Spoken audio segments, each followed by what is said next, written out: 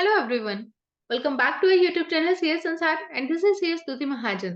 तो आज के सेशन में हम डिस्कस करेंगे एमनेस्टी स्कीम जो कि हमारे पास आई है अपील्स के regarding.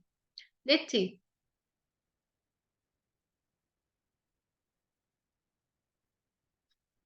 Advisory for the procedures and provisions related to the amnesty for taxpayers who missed the appeal filing deadline for the orders passed on or before 31st March 2023.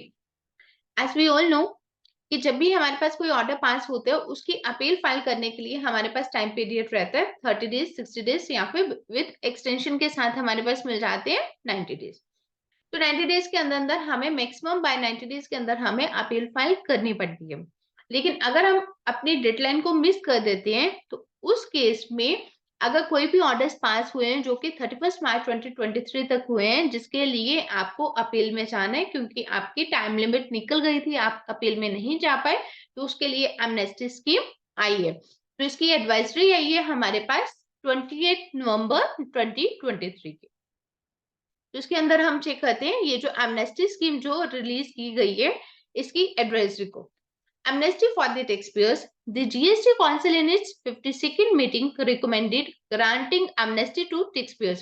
तो जो हमारी 52nd GST Council meeting हुई थी उसी के अंदर recommend किया गया था कि एमनेस्टी स्कीम के लिए who could not file an appeal under section 107 of the CGST Act against the demand order under section 73 और 74. सेक्शन 73 और 74 जो CGST एक्ट की हैं ये किसकी बात करती है? Demand and recovery passed on or before 31st March 2023.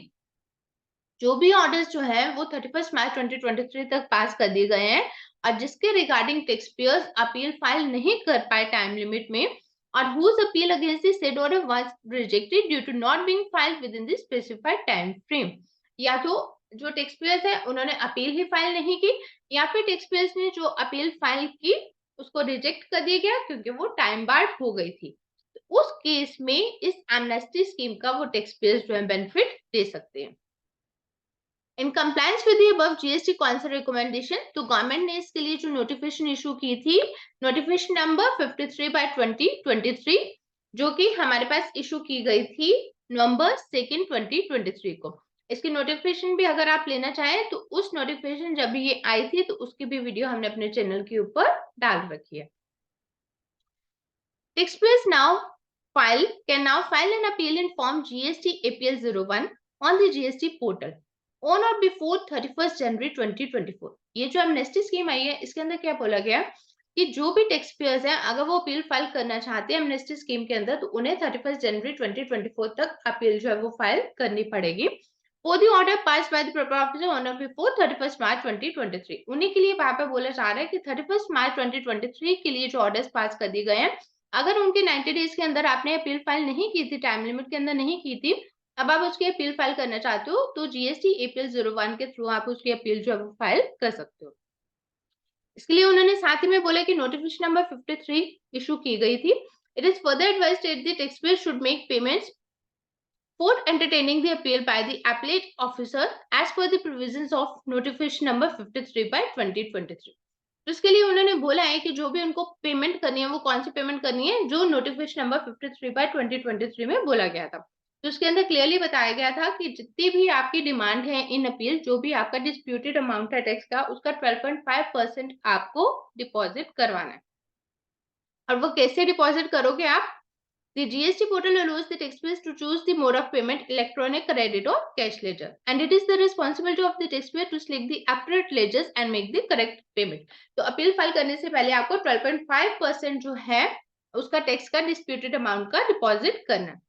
Further, the office of the appellate authority shall check the correctness of the payment before entertaining the appeal, and any appeal filed without proper payment may be dealt with as per the legal provisions. तो इसके अंदर क्या है कि जब भी आपको जो भी अपील फाइल करना है उसका 12.5% आपको डिपॉजिट करना है और उस अपील को आगे एंटरटेन करने से पहले प्रॉपर ऑफिसर को चेक करना पड़ेगा कि जो टैक्स पेयर है उसने पेमेंट जो है वो प्रॉपर्ली की है। If a taxpayer has already filed an appeal and wants it to be covered by the benefit of the amnesty scheme, would need to make differential payment to comply with notification number 53/2023. इसके अंदर उसने क्या बोला है कि already आपने time के अंदर आपका टाइम था, आपने अपील फाइल कर दिया, लेकिन अब आप कवर करना चाहते हो उसे एमनेस्टी स्कीम के अंदर। तो यूजली हमारा अमाउंट क्या रहता है, एमनेस्टी स्कीम से पहले हमारा अपील का अमाउंट क्या रहता था कि अगर आप अपील में जाना चाहते हो तो 10%। तो अगर एमनेस्टी स्कीम के अंदर आप अपील फाइल करना चाहते हो उसके अंदर है 12.5%। तो जो डिफरेंशियल अमाउंट है डिमांड का वो आपको पेमेंट करना पड़ेगा। तो आप वहां पे कैसे कर सकते हो, लॉग इन करके सर्विसेज में जाओगे, वहां पे लेजेस में और पेमेंट टुवर्ड्स डिमांड में जाके उसका डिफरेंशियल अमाउंट करके और एमनेस्टी स्कीम के थ्रू उसकी पेमेंट कर सकते हो। Next, taxpayers who have previously filed an appeal but it was rejected as time barred in APL 02 by the appellate authority। अगर आपने पहले कोई अपील फाइल की है और वो टाइम बार्ड हो गई है और आपका रिजेक्शन ऑर्डर आया APL 02 के अंदर, then the taxpayer would be able to refile the appeal। दोबारा से आप उसको रिफाइल कर सकते हो। इसके लिए मेरे पास क्वेरीज भी आई थी कि आपने पहले जो है अपील फाइल की बट आपकी टाइम बार्ड हो गई, तो तब भी मैंने उनको यही सजेस्ट किया था कि आप एमनेस्टी स्कीम की वेट करो। तो जब एमनेस्टी स्कीम आएगी आप उसका बेनिफिट लेके अपील फाइल कर सकते हो। अभी एमनेस्टी स्कीम आई हुई है और इसके अंदर क्या है कि अगर आपका APL 02 के अंदर टाइम बार्ड हुआ है तो उस केस में सबसे पहले आपको एक टिकट रेज करनी पड़ेगी on the grievance redressal portal के ऊपर। The taxpayer shall select the category amnesty scheme and the subcategory amnesty scheme issue in appeal filing while raising a ticket। तो आपको वहां पे एक टिकट रेज करके ग्रीवेंस रिड्रेसल पोर्टल के ऊपर वहां पे ग्रीवेंस डालनी पड़ेगी, देन उसके बाद आप अपना एमनेस्टी स्कीम का बेनिफिट ले सकते हो। Furthermore, if the appellate authority has issued a rejection order in April 04, अगर April 04 के अंदर आपका रिजेक्शन हुआ है, ठीक है, टाइम बार्ड हुआ है, April 04 के अंदर आपका रिजेक्शन हुआ है, तो उस केस में आपको बिल फाइल करने से पहले स्टेट नोडल ऑफिसर के पास जाना पड़ेगा। आप स्टेट नोडल ऑफिसर के पास जाएंगे, देन वही आपका GSTN पोर्टल के ऊपर केस जो है वो अपलोड करेगा। ठीक है। Also, it is important to note that the APL 04 issued cases, no direct representation will be entertained by the GSTN or through the grievance redressal portal। APL 04 issued cases have to be compulsorily forwarded through the state nodal officer। तो उन्होंने बोल दिया अगर आपके rejection APL 02 है तो आप redressal file कर सकते हो, अगर आपके रिजेक्शन जो है APL 04 तो आपको स्टेट नोडल ऑफिसर के थ्रू ही जाना पड़ेगा। And post receiving the case from the state nodal officer, GSTN will enable the taxpayer to file an appeal against the concerned order। तो उसके बाद ही आप उसकी जो अपील है वो फाइल कर सकते हो।